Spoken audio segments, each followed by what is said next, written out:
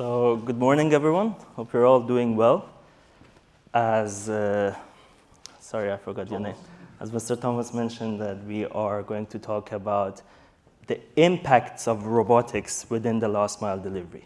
Over the last 6 years, Peyk was a last mile delivery platform in the UK.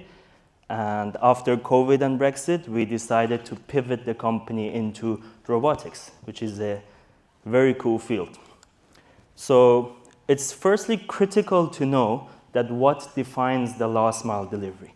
In my opinion, it's the movement of goods from the pickup point all the way to its end user, with the objective of reducing the cost and the time, all through the power of technology.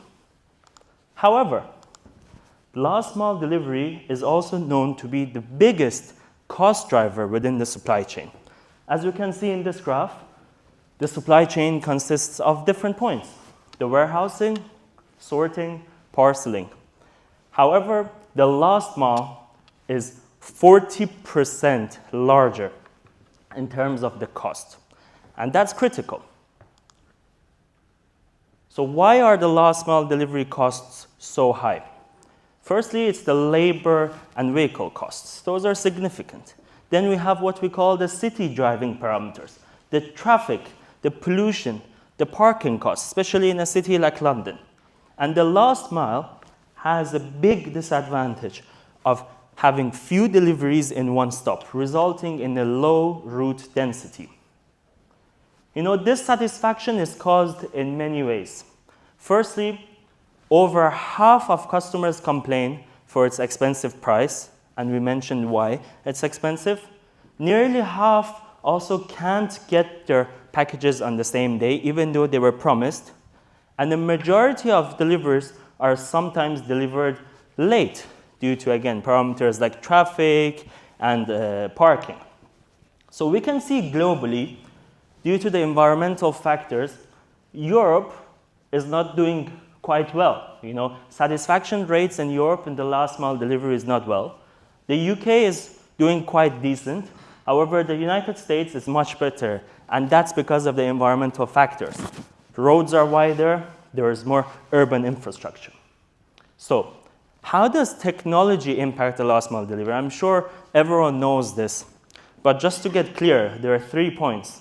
After the introduction of technology within this sector, the gig model developed.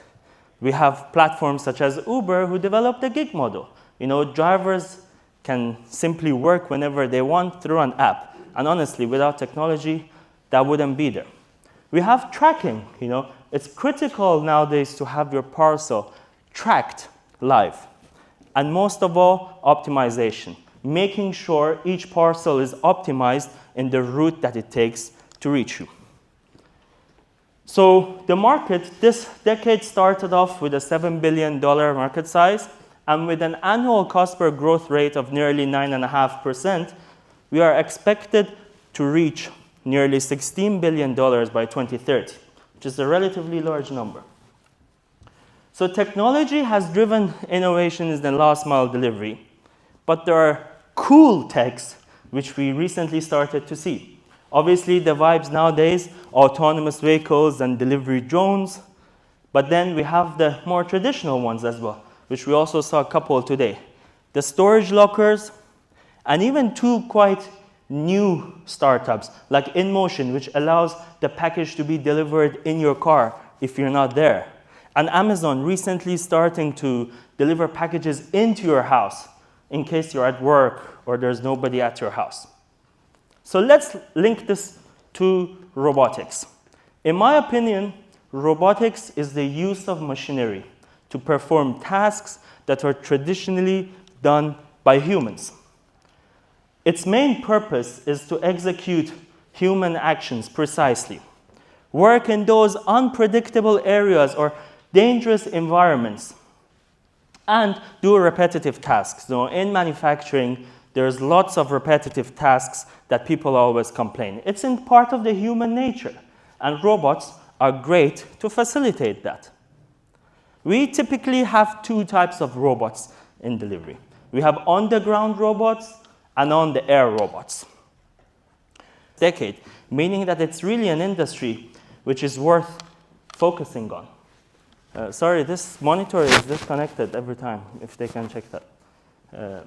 So the highest usage of robotics, again, last mile, is currently predominant in the food and beverage industry. And that's why robotics is quite predominant as well. Over 40% of the robots currently used in last mile are to handle F&B. However, we have critical sectors such as the healthcare and retail, which also are getting a good market share of it. Delivery robots have significant advantages. One of it is cost friendliness. We had over 8,000 drivers in London, but again, even after economies of scale, we realized that in the long run, robots are much more cost friendly. You say goodbye to those hefty salaries, fixed costs such as insurance and the petrol fees. They are zero emissions, so you say goodbye to those air and noise pollutions. And you might not notice that, but select fleet can never reach the end user sometimes within the last mile deliveries. And those are due to the big, large capital cities like London, which have restricted areas. And robots are much more friendly to handle that. On the other hand, there are also some disadvantages within delivery robots, regulatory challenges, technological restrictions. Even though autonomous technology is significantly improved, there are still a lot of tech restrictions which needs to be worked on globally.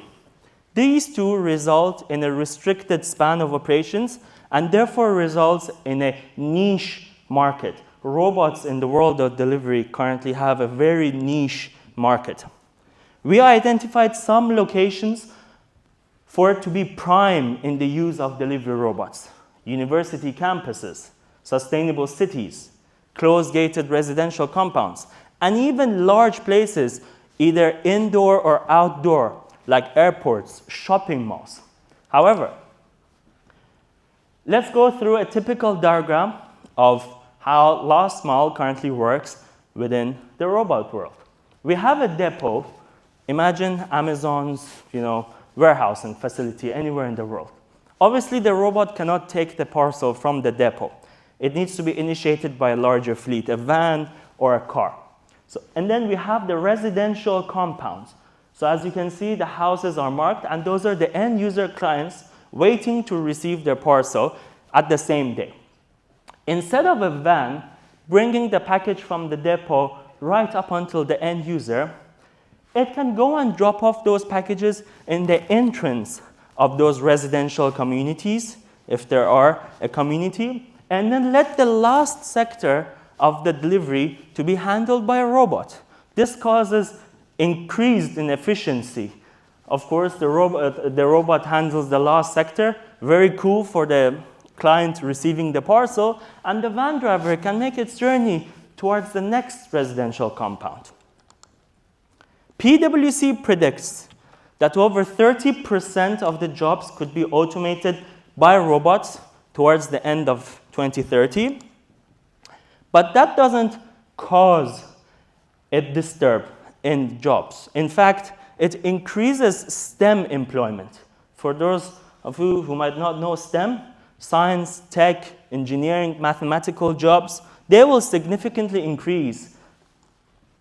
We have strong delivery robot players all around the world. In fact, there's currently over 75 robots within the market. But they're targeted into two sectors. Obviously, in the y-axis, we have the payload, the volume of the robots, and then in the x-axis, we have the maturity level. We are not going to consider the large and medium payload robots because those are robots which auto manufacturing companies have started developing, like Daimler, Hyundai, LG, which are currently not even out there. We can't see anything about them. So let's leave that because they're not legislated right now. But in the micro and small mobility sectors, there are lots. There are companies who started at the concept level, there are first batch, and even some, like Starship, have reached mass production.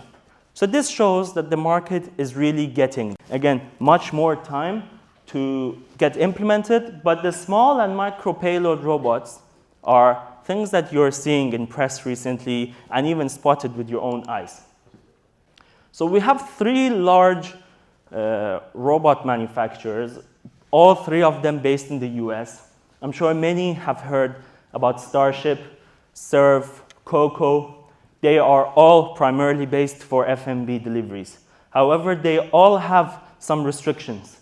They all have restricted cargo bays, fixed characteristics, and it's difficult to be supported in different use cases. So you might as well just put a couple of pizza boxes and that's it.